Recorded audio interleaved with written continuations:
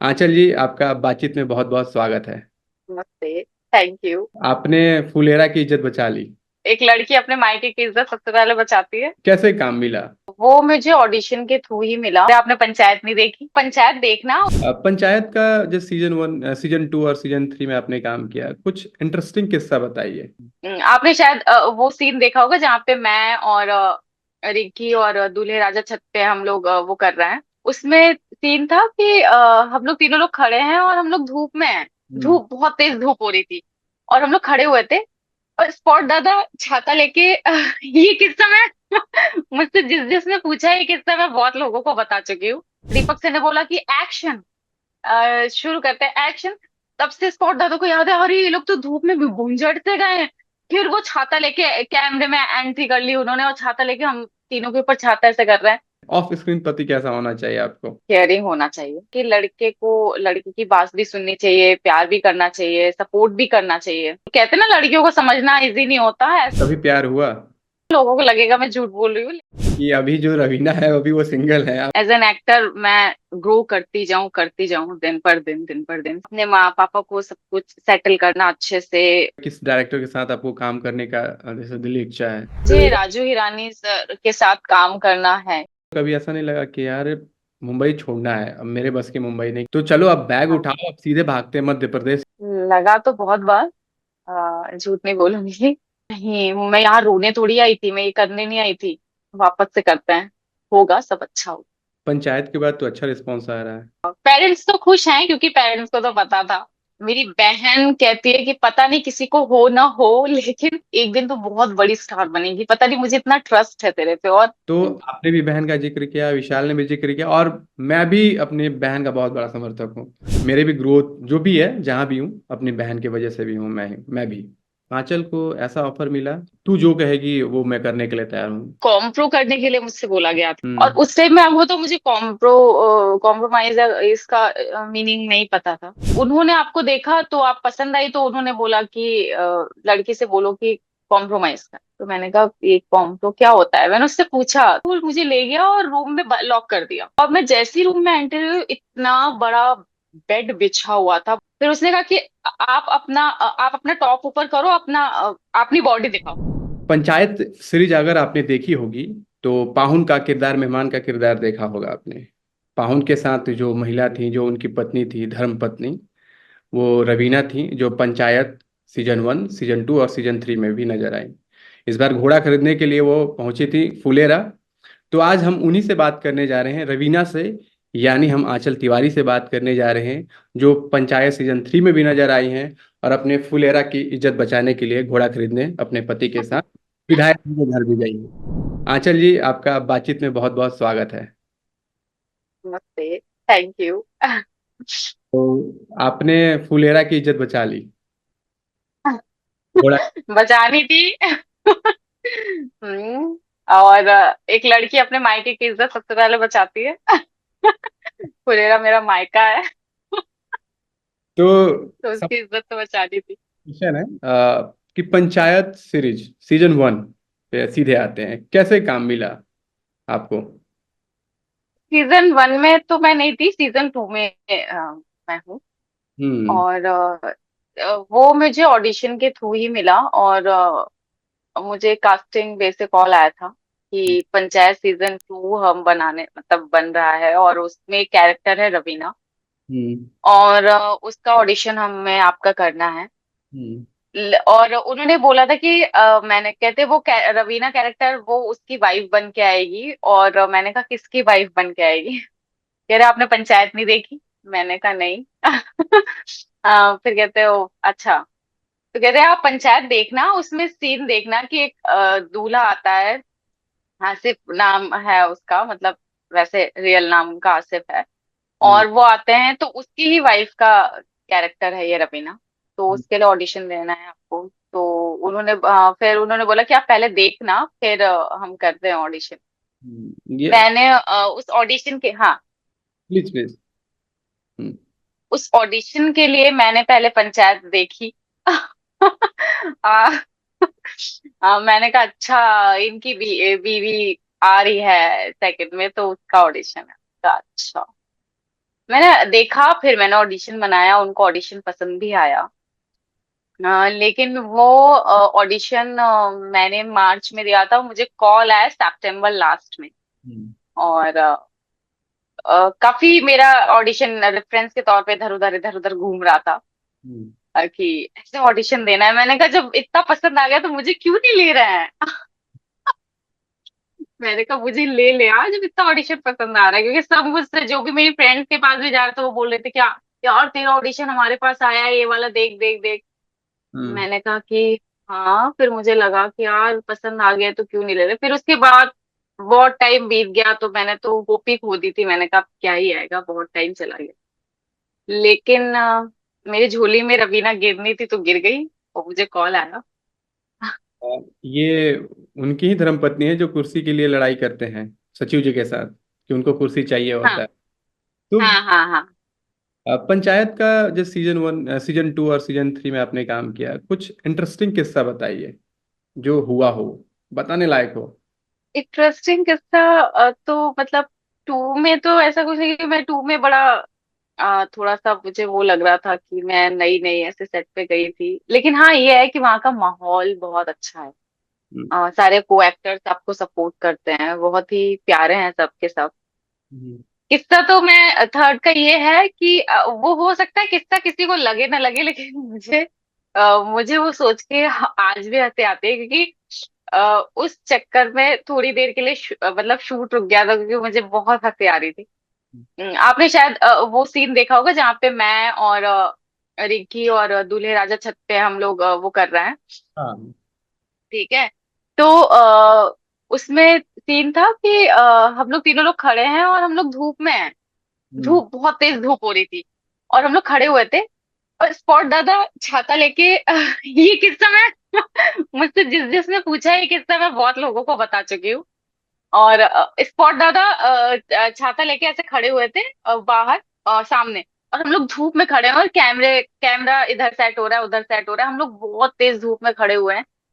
और थोड़ी देर बाद जब सर दीपक सर ने बोला कि एक्शन, शुरू करते हैं एक्शन, तब से स्पॉट दादा को याद है, अरे ये लोग तो धूप में भी भूंजड़ से गए हैं। फिर वो छाता लेके कैमरे में एंट्री कर ली उन्होंने, और छाता लेके हम तीनों के ऊपर छाता ऐसे कर रहे हैं। डायरेक्टर कह रहे हैं, अरे छाता क्यों आया, हटाओ। और ये सोच के मैं इतना हंसी हूँ। मैंने कहा इतनी देर तो हम धूप में गुजर गए, अब उनको याद आ रहा है कि एक्टर सारे धूप में खड़े थे, उनको छाता लेके आना जब एक्शन स्टार्ट हो गया। हम्म। इस बात को लेके मैं इतना हंसी हूँ ना। और आसिफ और रिंकी जो थी, हम्म। सान्विका, हम लोग इतना हंसे। और वो लोग तो चुप हो गए, लेकिन मैं चुप ही नहीं हो पाई, मैं हंसते रहे। तो सर कह रहे क्या हुआ रवीना। मैंने कहा सर सॉरी, मुझे हंसी आ रही, पता नहीं क्यों। और मैं हंसती रही, और थोड़ी देर कहते अच्छा पहले उसको हंस लेने दो, हंसो हंसो हंसो। मैं हंसती रही, फिर जब मैंने बड़ी मुश्किल से अपनी हंसी कंट्रोल की, फिर जाके शूट हो पाया है। वो सीन ही ऐसा था ना देखने लायक, कि इतने धूप में सच में हम लोग, टैन हो गया था पूरा मतलब हाथ पे, क्योंकि वहां गर्मी इतनी थी बहुत ज्यादा। और पूरा शूट धूप में हुआ है, नेचुरल लाइट में हुआ है, आर्टिफिशियल कुछ यूज ही नहीं हुआ लाइट। हम्म। तो मेकअप वगैरह नहीं ये था? बड़ा किस्सा। तो तुम मेकअप बह जाता अगर मेकअप मेकअप वगैरह नहीं था क्या? नहीं, मेकअप मतलब रवीना का तो मेकअप बिल्कुल भी नहीं था। थोड़ा बहुत हल्का फुल्का बस टचअप कह सकते हो आप कि था। बाकी रवीना का कोई खास मेकअप नहीं। इनफैक्ट पूरे उसमें ही किसी का इतना कोई मेकअप नहीं हुआ, क्योंकि ऐसा था कि गांव की स्टोरी है, ये है, तो हमको आप नेचुरली थोड़ा दिखना है। तो आपने देखा होगा कि पूरे स्क्रीन पे सब नेचुरली दिख रहे, कुछ किसी का ऐसा नहीं लगा कि मेकअप करके घूम रहे थे, ऐसा कुछ नहीं था।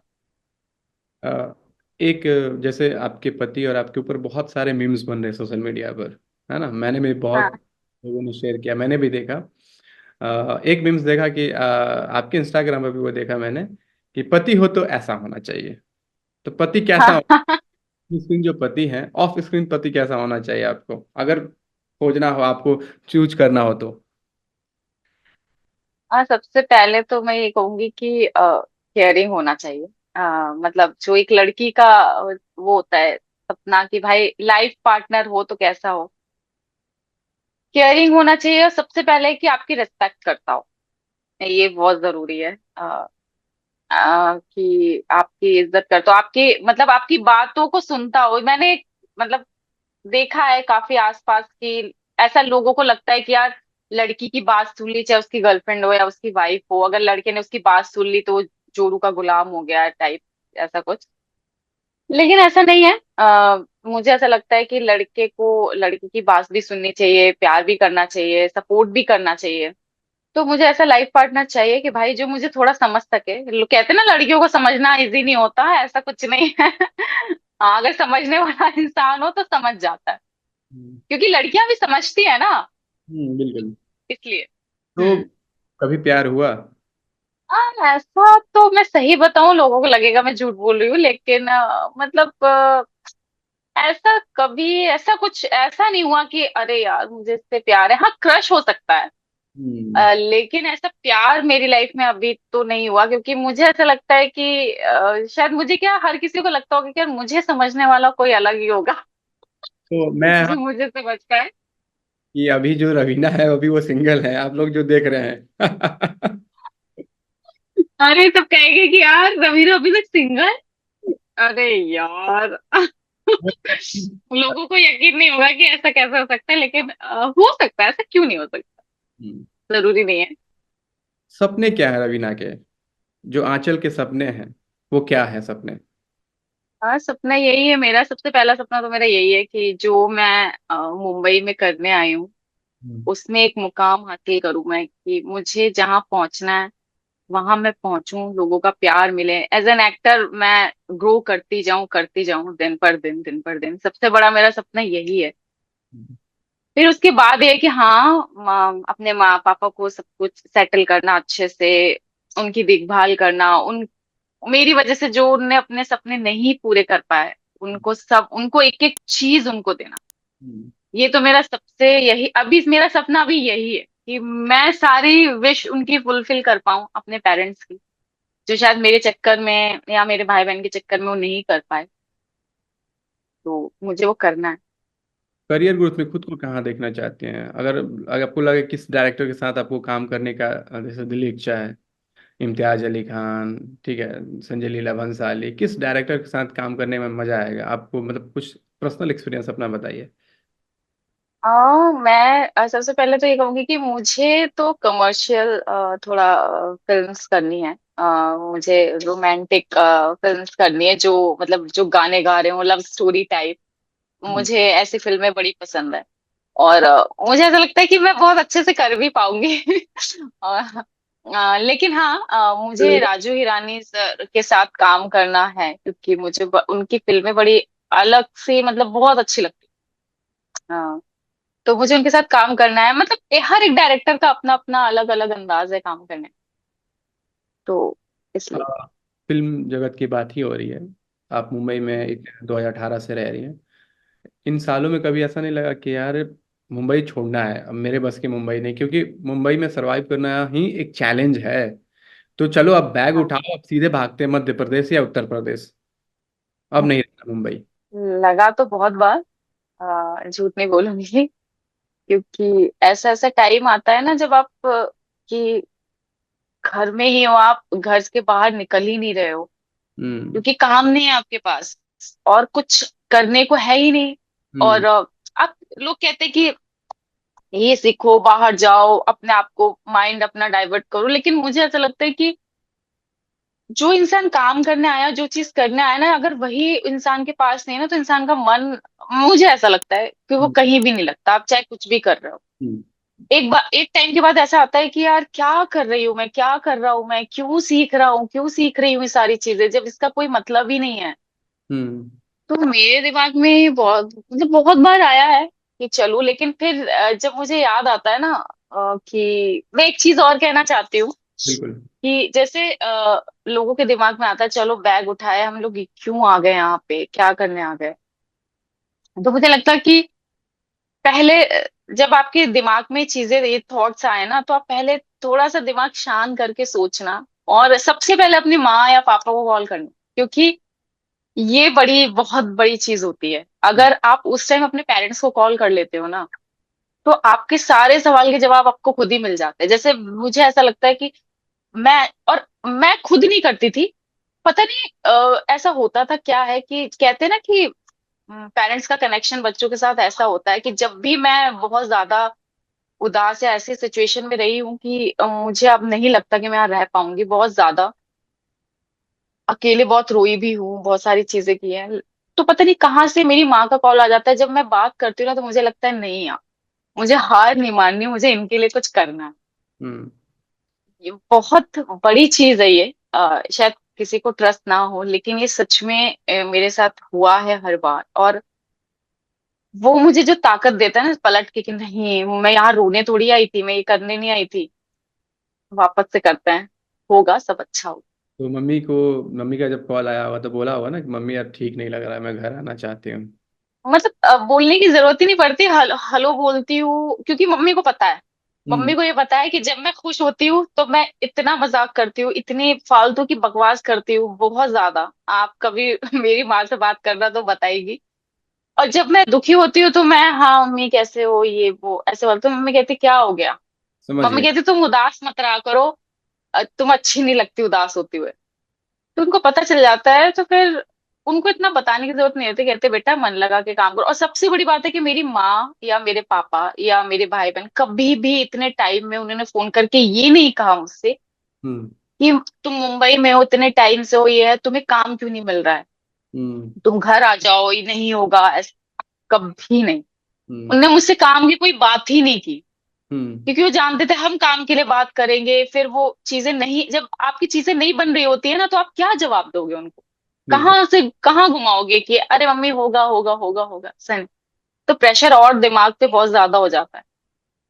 तो आ, मेरे माँ पापा ने भी ये समझा, और मैं जितने लोग आ रहे हैं ना उनके भी पेरेंट्स से ये कहूंगी कि वो भी अपने बच्चों को थोड़ा समझे, उनको फोर्स ना करे, मतलब दिन भर फोन करके कि अरे कब काम लगेगा, कब काम लगेगा। हम्म। क्योंकि वो ज्यादा वो जानते हैं भाई, मुंबई में वही रह रहे हैं, उनको पता है क्या चीजें क्या है। पंचायत के बाद तो अच्छा रिस्पॉन्स आ रहा है। अब फैमिली फ्रेंड्स रिलेटिव्स का कॉल तो आ रहा होगा। अरे यार मैंने तो आंचल को देखा। हाँ आ रहा है। पेरेंट्स तो खुश हैं, क्योंकि पेरेंट्स को तो पता था कि, हाँ। मतलब उनको तो उम्मीद थी, मेरी बहन को सबसे ज्यादा। हम्म। मेरी बहन कहती है कि पता नहीं किसी को हो ना हो, लेकिन मतलब मुझे तुझ पे पता नहीं क्यों इतना ट्रस्ट है कि मैं पता नहीं ऐसा देख पाती हूँ कि एक दिन तो बहुत बड़ी स्टार बनेगी, पता नहीं मुझे इतना ट्रस्ट है तेरे पे। और जब वो ऐसा बोलती है ना तो मुझे ऐसा लगता है कि हाँ मैं बहुत कुछ कर लूंगी, चिंता। तो बहनों पेरेंट्स खुश होते हैं। बहन हम्म। का सपोर्ट बड़ा अहम हो जाता है। कुछ दिन 2-3 दिन पहले मैं विशाल यादव से बात कर रहा था जो जगमोहन के किरदार में है। उन्होंने हाँ। अपनी बहन का जिक्र किया कि मैं आरा में था, पापा की तबीयत खराब थी, तो उन्होंने मेरी बहन ने मुझे पुश किया, छोटी बहन ने, कि तुम जाओ, तुम कुछ करो, ठीक है नहीं हो रहा है, कभी तो होगा। तो हम्म। आपने भी बहन का जिक्र किया, विशाल ने भी जिक्र किया, और मैं भी अपनी बहन का बहुत बड़ा समर्थक हूँ। हाँ, क्योंकि बात हो रही है तो मेरी हम्म। मेरे भी ग्रोथ जो भी है जहाँ भी हूँ अपनी बहन की वजह से भी हूँ, मैं भी। तो बहुत बड़ा रोल है। नहीं, मैं अपनी बहन, मेरी बड़ी बहन और मेरा छोटा भाई, हम्म। इनफैक्ट मेरा छोटा भाई मुझे मुंबई लेके आया था। हम्म। और वो मुझे लेके आया, उससे भी मतलब आपको बता दूं कि मैं भोपाल में जो ड्रामा स्कूल है वहां से पास आउट हूँ। मैं वहां पहले, सबसे पहला मेरा करियर शुरुआत यहाँ पे इस लाइन में घुसने की वहीं से हुई थी। हम्म। कि मैं जब वहां गई, फिर वहां से मैं पास आउट हुई, मैं वहां से निकली। फिर वहां से निकलने के बाद जो मेरा सफर रहा है लंबा मुंबई आने का, वो हम्म। 2018 में जाके पूरा हुआ। हम्म। उसका इतना बड़ा स्ट्रगल रहा कि पेरेंट्स को मनाना ही अपने आप में बड़ी बात है, हम्म। क्योंकि पेरेंट्स को ये लगता है कि, पेरेंट्स खिलाफ नहीं थे, लेकिन पेरेंट्स को ये लगता था कि अकेली है लड़की, वो मुंबई जैसा शहर हम्म। कैसे सरवाइव करेगी। और वो मुझे अच्छे से जानते थे। मैं मतलब ज्यादा बात करने वाली नहीं, शाय नेचर थोड़ा सा मेरा रहता था बहुत। तो माँ को बहुत ज्यादा लगता था कैसे जाके वहां रहेगी, किसी ने कुछ कह दिया, कुछ हो गया, तो बड़ा वो रहता था इसलिए। लेकिन मनाते मनाते मेरी बहन का बड़ा सपोर्ट रहा। हम्म। उसने कहा माँ उसको करने दो, शायद वो कुछ कर ले। मैंने कहा मम्मी मैं शायद कुछ बन जाऊं। मैंने कहा शायद ही तो है, शायद ना, फिर पक्का तो नहीं। मेरी बहन ने एक बात कही थी, मेरी बहन ने कहा था कि माँ ये जो शायद शब्द है ना, अगर चलो उसने कोशिश की, एक ये तो रहेगा कि हाँ कोशिश की नहीं कर पाई, हम्म। लेकिन अगर ये बोले कि ना शायद कोशिश कर लेती तो हो जाता, वो जो शायद रह जाता है ना, बड़ा खटकता है जिंदगी भर। हम्म। तो कहीं ना कहीं शायद मतलब ये तो फिर माँ पापा को लगा होगा कि हाँ चलो क्या? ठीक है, सही बात है। अभी बहुत छोटी भी है, मतलब छोटी है, जाने दो, करेगी काम, मिलते मिलते मिल जाएगा। हम्म। और फिर और नहीं तो अगर मेरी बहन के सपोर्ट से मेरी भी शादी वादी कर देते। हम्म। पेरेंट्स को तो यही रहता है थोड़े से बच्चे बड़े नहीं हो, खासकर लड़कियों की, तो शादी कर दो। हम्म। मिनी मुंबई से आप बड़े वाले मुंबई में आ गई, जिसे सपनों का नगरी कहा हाँ जाता है। यहाँ पे कौन गलत है कौन सही है ये नहीं पता होता है। तो कभी हाँ। आंचल को ऐसा ऑफर मिला कि तू फिल्म कर, बस तू जो कहेगी वो मैं करने के लिए तैयार हूँ, ठीक है। मीन मैं क्या हम्म कहना चाहता हूँ। हम्म। हम्म। कभी ऐसा ऑफर मिला? अब नहीं, ऐसा नहीं, लेकिन हाँ मतलब अब आप कह लो कि हाँ कॉम्प्रो करने के लिए मुझसे बोला गया था। हम्म। वो स्टार्टिंग की बात है जब मैं आई थी नई नई। और हम्म। उस टाइम में आपको तो मुझे कॉम्प्रोमाइज इसका मीनिंग नहीं पता था कि हम्म। मतलब क्या होता है।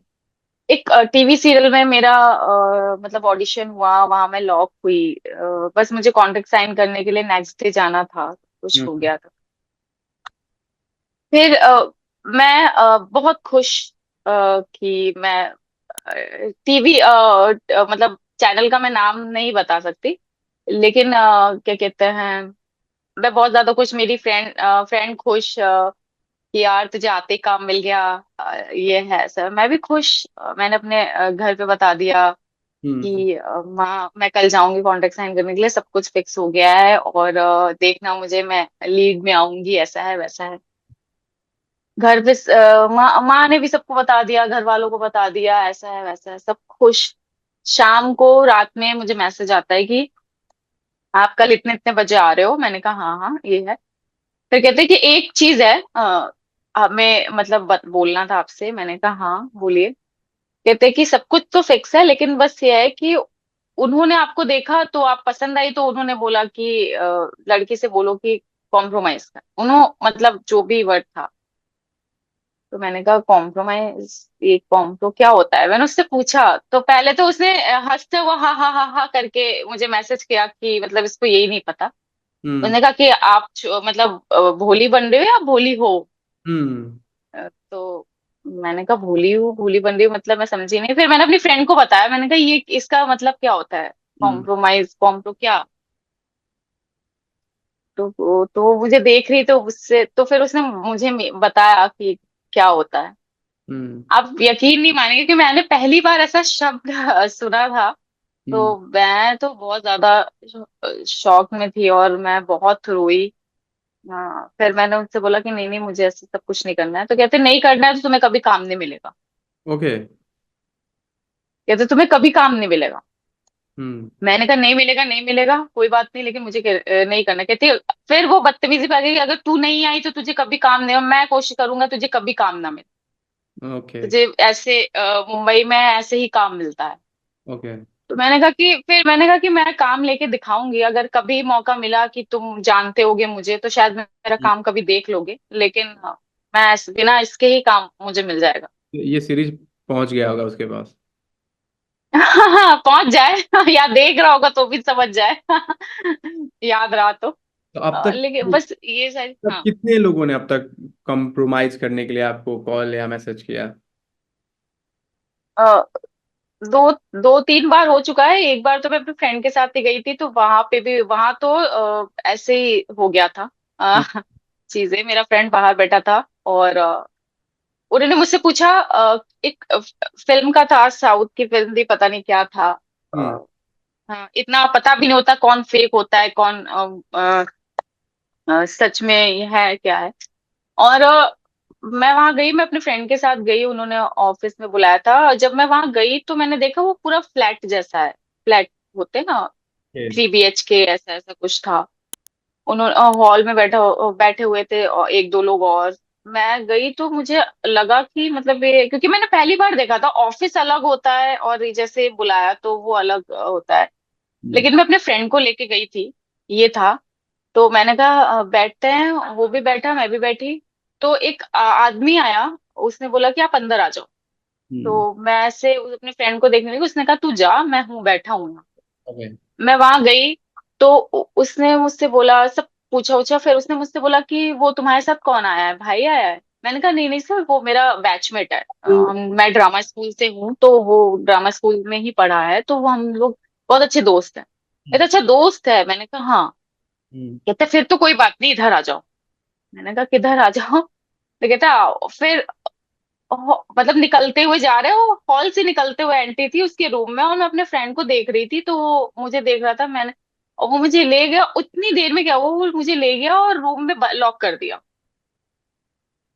और हम लेके, और मैं जैसी रूम में एंटर हुई, इतना बड़ा बेड बिछा हुआ था, बस बेड के अलावा कुछ नहीं। एक एक स्टूल जैसा कुछ रखा था।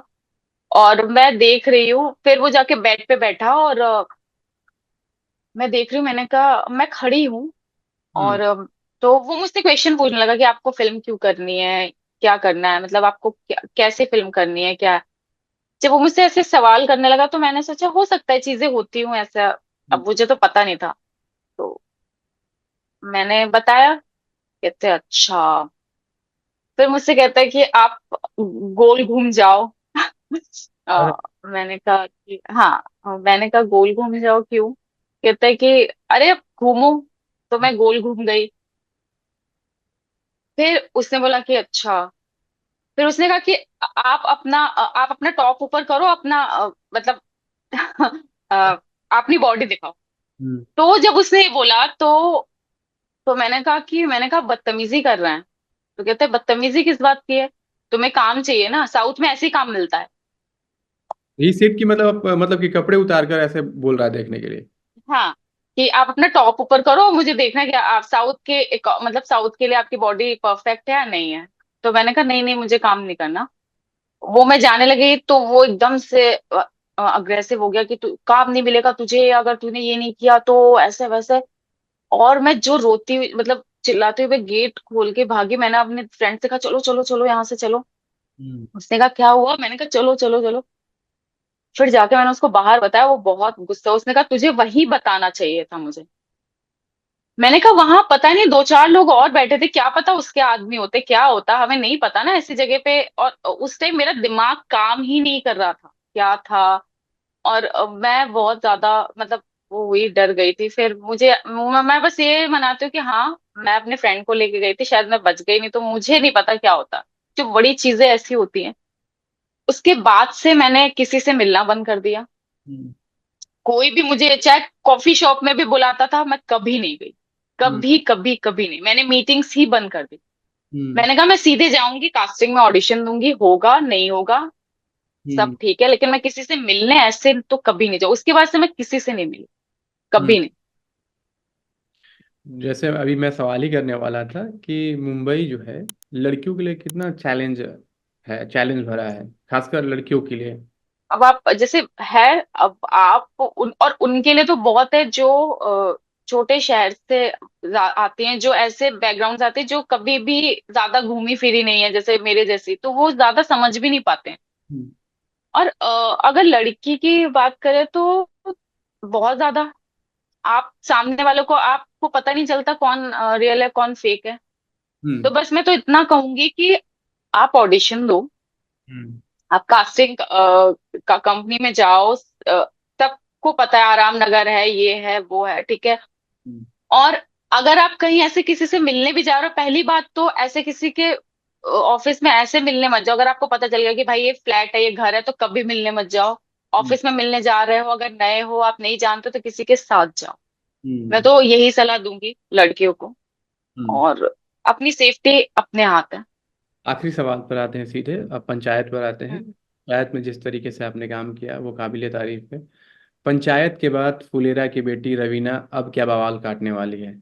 बवाल तो देखो क्या क्या काटती हूँ, क्योंकि अभी मैं, मतलब यही चल रहा है, क्योंकि मैं प्रोजेक्ट्स तो काफी आ रहे हैं मेरे पास। हम्म। लेकिन थोड़ा सा पकना बाकी है, तो मैं अभी ये चीजें बता नहीं पा रही हूँ। हम्म। क्योंकि लक है यहाँ पे, लक सीरीज फिल्म? कितना साथ देता है, क्या होता है। सीरीज या फिल्म? सीरीज टीवी सीरियल्स इतना बता सकते हो मैं। एड्स। ओके, तो मतलब हम आने वाले दिनों में सीरीज और टीवी सीरियल में अभी हाँ। आंचल तिवारी को देखेंगे। हाँ। और मैं चाहती हूँ कि ज्यादा सीरीज आए मेरे पास, वो ज्यादा अच्छा है। हम्म। चलिए आंचल, आपसे बात करके बहुत अच्छा लगा, और सबसे बड़ी बात कि आपने पंचायत के बारे में बताया, और सबसे अहम जो बातें हमारी हुई डिस्कस हो गई कि मुंबई में लड़कियों के लिए कितना चैलेंज है और कैसे पहचान सकें कि कौन फरेबी है, यहाँ पे पहचाना बड़ा मुश्किल होता है। तो शायद आपके वीडियो में जो मुंबई में लड़कियां हैं, नई नई लड़कियां आज पहुंच रही हैं, हो सकता है कि आज कई हजार लड़कियों ने ट्रेन से, फ्लाइट से उतर के कदम रखा होगा अपने सपने हाँ। को भरने के लिए। तो उनके लिए वीडियो भी बहुत साबित होगा और सही। मैं एक चीज और बोलना चाहूंगी, ये कि अगर आप मुंबई आ रहे हो, हम्म। चाहे लड़की हो चाहे लड़का हो, अगर आप मुंबई आ रहे हो तो प्लीज प्लीज थोड़ा सा सीख के एक्टिंग जरूर आए। क्योंकि यहाँ बहुत स्ट्रगल है। और मैं किसी को डीमोटिवेट नहीं कर रही हूँ, मैं आपके भले के लिए कह रही हूँ। क्योंकि ये होता है ना, हमको बताने वाला कोई नहीं है और कोई बताता भी नहीं है। मैं साफ साफ आपको बता रही हूँ। लेकिन मैं इसलिए कह रही हूँ क्योंकि मैं एक जमीन से, कहते हैं ना कि आप बहुत नीचे से थोड़ा थोड़ा उठते हो तो हम्म। अ, चीजें बनती हैं। तो मैं वही चीजें बोल रही हूँ कि आप जब भी आओ मुंबई जरूर आओ, अपने सपने पूरे करो। हम्म। लेकिन आपको सीख के आना बहुत जरूरी है। जैसे लोग म्यूजिक सीखते हैं, डांस सीखते हैं, आपको भी एक्टिंग सीख के आना बहुत जरूरी है यहाँ पे अगर करना है। तो जो भी अब सोच रहा है कि एक्टर एक्ट्रेस बनना है, तो एक्टिंग सीखकर भैया मुंबई जाइएगा, ठीक है। वही बात है, जैसे अगर आपको अगर गाना है तो आप सिंगिंग सीखोगे ना। डेफिनेटली।